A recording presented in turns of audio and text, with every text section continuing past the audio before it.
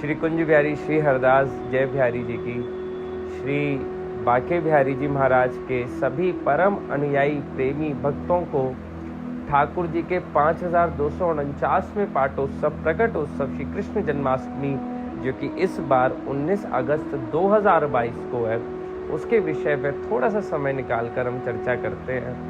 तो जगत के तारणहार, जगत के पालनहार अष्टमी वाले दिन श्री ब्रज धरा धाम में, श्री वृंदावन धाम में, श्री भूमंडल पर पधारे और पृथ्वी भी उस समय इतनी प्रफुल्लित थी कि चारों दिशाओं में वो भी नृत्य करती हुई घूम रही थी। एवं ठाकुर जी की इस सहज कृपा सभी भक्त वृंदों के ऊपर, जो श्री ठाकुर जी ने सहज कृपा करी, जो हमें प्रेम दिया, जो हमें आनंद दिया, तो हमारे पास भी एक अवसर होता है कि क्यों ना किसी विशेष त्योहार, विशेष तिथि, विशेष अष्टमी पर उनके लिए थोड़ा सा समय निकालकर और जो उन्हें पसंद है उसी अनुसार सारी व्यवस्थाएं कर उनका पर्व मनाया जाए। जो हमें पसंद है उस अनुसार नहीं। आजकल मैंने एक परंपरा देखी है कि जन्माष्टमी पर लोग अपने अपने अनुसार, अपनी अपनी विधि अनुसार अपनी अपनी क्रियाएं करने लग गए हैं, किंतु मेरा सबसे निवेदन है कि जन्माष्टमी वैसे ही मनाएं जैसा वेदों में, जैसा शास्त्रों में वर्णन है।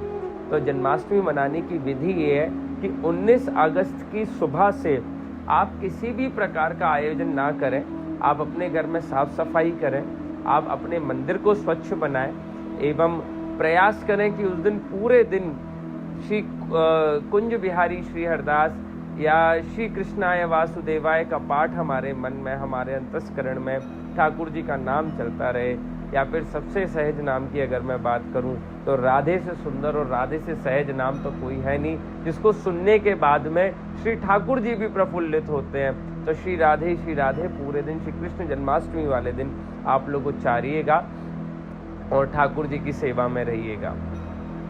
11 बजे से आप सभी लोग अपने घर में अभिषेक शुरू करें। अभिषेक पंचामृत द्वारा किया जाता है। पंचामृत में दूध, दही, घी, शक्कर, जल का उपयोग आप लोग करते हैं। हर वस्तु चढ़ाने के बाद, हर अमृत ठाकुर जी के ऊपर चढ़ाने के बाद में आपको उसका प्रक्षालन जल से करना अनिवार्य होता है। उदाहरणतः सबसे पहले एक शंख लें, शंख से सबसे पहले जल श्री ठाकुर जी के चरणों में अर्पित करें एवं उसके बाद में मुद्राएं बनाते हुए, जैसे हम ठाकुर जी की आरती करते समय अपने हाथों की मुद्राएं बनाते हैं, उसी समय ठाकुर जी का अभिषेक करते समय शंख हाथ में लेकर एवं उसमें दुग्ध रखकर मुद्राएं बनाते हुए श्री ठाकुर जी के ऊपर दूध अर्पित कीजिए। अर्पित करने के बाद फिर जल से ठाकुर जी की उस विग्रह का, उस श्री मूर्ति का प्रक्षालन कीजिए एवं पुनः शहद से ठाकुर जी अर्पण करके ठाकुर जी को का जल से पुनः अभिषेक कीजिए। उसके बाद में घी से ठाकुर जी के ऊपर अर्पित करके जल से पुनः प्रक्षालन कीजिए। ऐसे ही शक्कर के साथ एवं ऐसे ही आपको अंत में जल के साथ भी यही विधि रखनी है।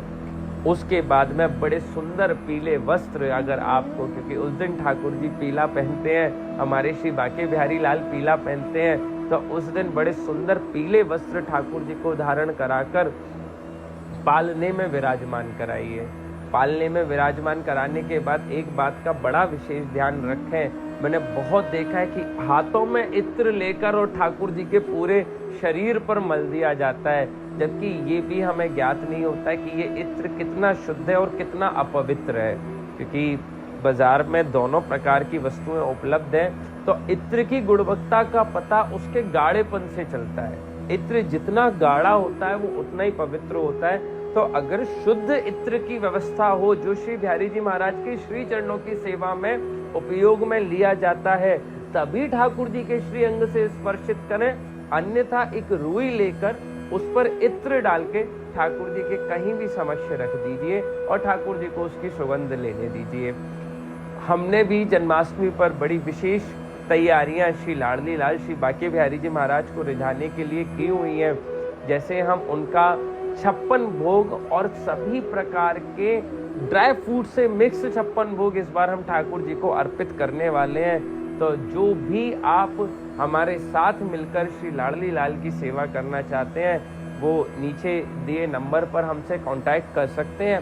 तो उनकी सेवा श्री ठाकुर जी के चरणों तक हम पहुंचाएंगे और सब साथ मिलकर इस जगत के पालनहार, करुणा निधान, इतना वर्सटाइल भगवान हमारा, जो हर स्वरूप में हर जीव मात्र के लिए कहीं ना कहीं इस जीवन में एक आश्रय बनकर खड़ा हुआ है, उनका जन्मोत्सव मनाने का, उन्हें रिझाने का, उनसे प्रेम करने का हमारे पास जो दिन आ रहा है वो इस बार 19 अगस्त 2022 को आ रहा है। तो आप ठाकुर जी के श्री चरणों में, मेरा आप सभी से निवेदन है कि ठाकुर जी के श्री चरणों में अपना भाव रूपी प्रेम अर्पित करके, जैसे हनुमान जी महाराज को जब भाव रूपी प्रेम अर्पित करना था तो उन्हें भी प्रदर्शन करना पड़ गया था और समस्त सभा को अपने हृदय स्थल में विराजमान राम और सीता के दर्शन कराने पड़ गए थे। इसलिए समस्त संसार को, भारतवर्ष इस बार उनके हृदय में विद्यमान श्री कृष्ण के दर्शन कराने के लिए